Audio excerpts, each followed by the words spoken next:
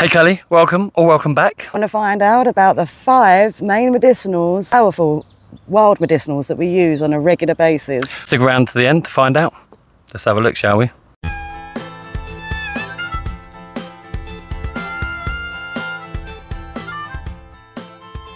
One that you would have heard me mention quite a bit is ribwort plantain. Now, ribwort plantain, not to be confused with greater plantain.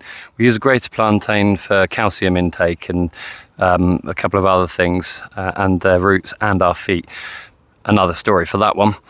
But the ribwort plantain, one of the main things that we actually use it for is wound healing, and that can be done several different ways. You can either, well, let's show you.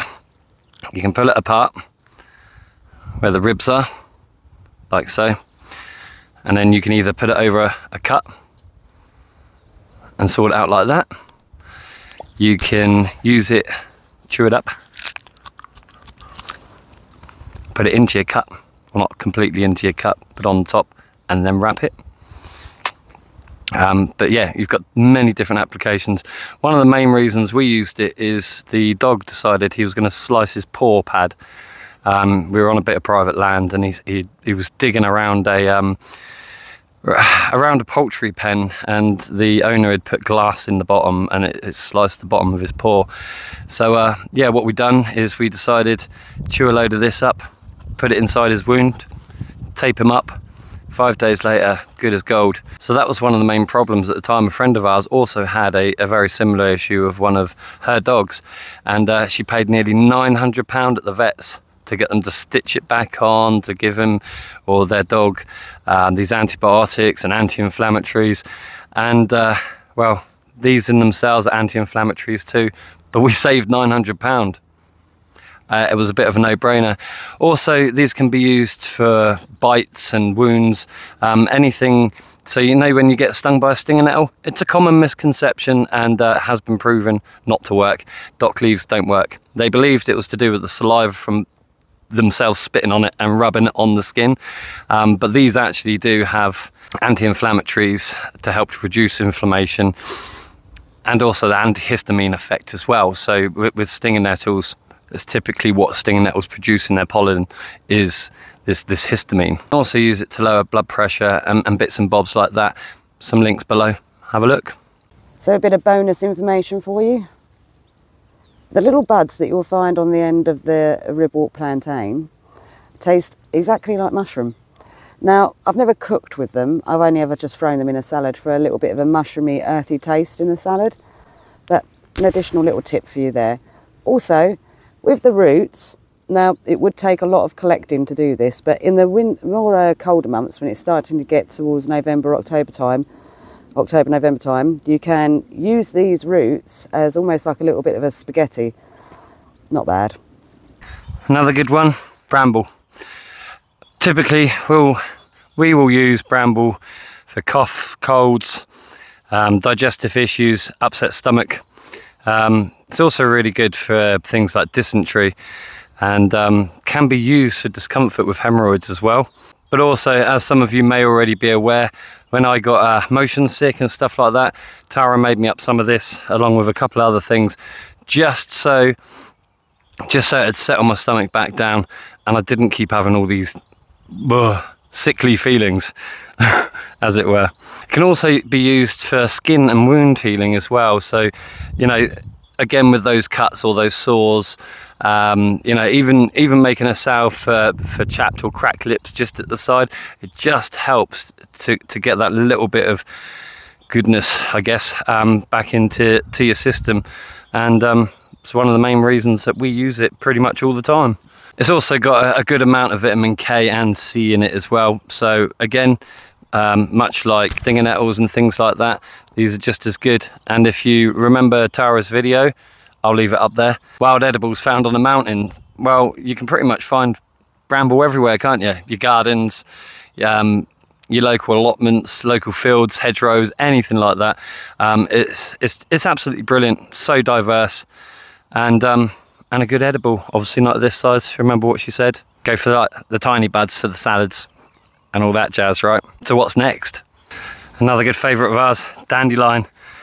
Dandelion is probably one of our best. As many of you, you know, you help out, you support us by buying us a coffee and things like that. Really is appreciated. Well, that's why we use dandelion. It's actually a diuretic. It helps with digestion as well, believe it or not. And what it does is it helps in supporting the liver, but actually detoxing the bile and regulating good flow from the liver into the gallbladder and then so on. It's got antioxidants and anti-inflammatory properties as well. We use it, as Tara's already said, salads and things like that. But one of the main medicinal benefits is for cleansing that liver. And we also use the roots for coffee. If we start to run out of money, we will typically use that as a coffee substitute. In the meantime, it's also really easy to identify, and everyone has it in your gardens.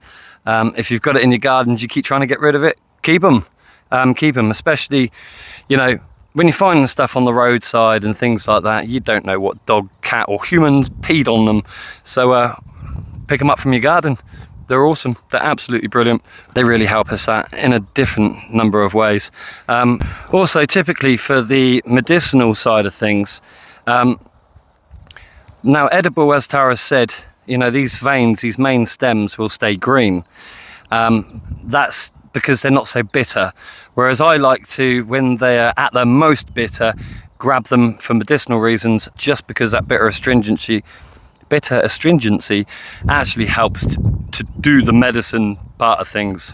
So moving on, what's next? Sorry for the short interruption here. Before we continue, please do consider giving us a thumbs up, subscribing and sharing around and all that hype. It really does help out the channel, especially if you are a returning viewer. We know you're out there. We see there's many of you out there. Yeah, please help us out. Please help us out, and channel, yeah, and we can bring you much more content. Let's get back into it, shall we? Dead nettle, which is the Lamium album genus. Don't ask me for the other names of all the other stuff, because I don't know. It's just the courtesy for this image. We don't have any at the moment. Reason being is because we typically use it for every menstrual cycle, or to help with that menstrual cycle. It also has another plethora of different things that you can use it for. It has antimicrobial and anti-inflammatory properties. It can also be used for eczema. Not that I have eczema or anything like that, so never tried it for that. We just use it for the one thing all the time. I think actually we've had it in a few salads as well. It's edible. But Tara will go into that in one of our other videos at some point. But white dead nettle can also be used for things for like bronchitis and sore throats. Do your own research, have a look into it. But dead nettle is one of the ones that we will only use for one of its properties, one of its purposes. There's probably better stuff out there, you know. Let us know down in the comments. What do you use for said issues? Lastly, but not least, we've got yarrow. I'll leave a picture of it up here because, well, I've just struggled to find it at the moment, and my powdered form looks like, or my chopped up powdered form basically looks like oregano. But it can save my life.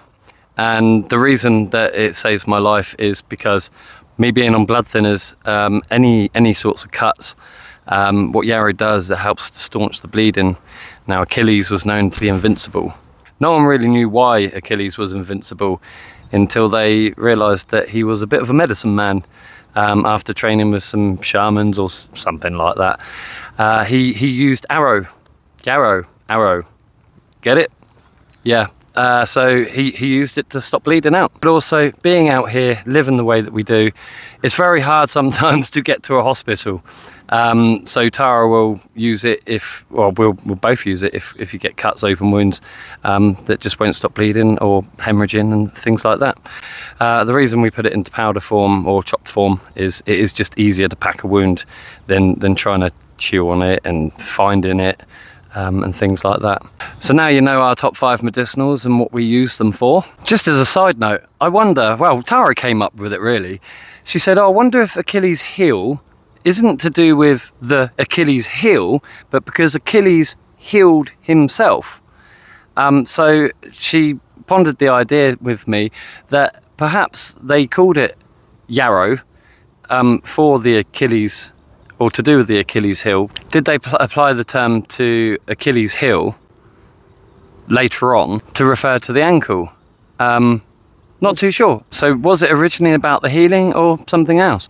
Not sure. Let us know down in the comments. There must be a botanist of you out there, you know, somewhere that might know, or a historian on nature and botany, stuff like that. I don't know, just an idea.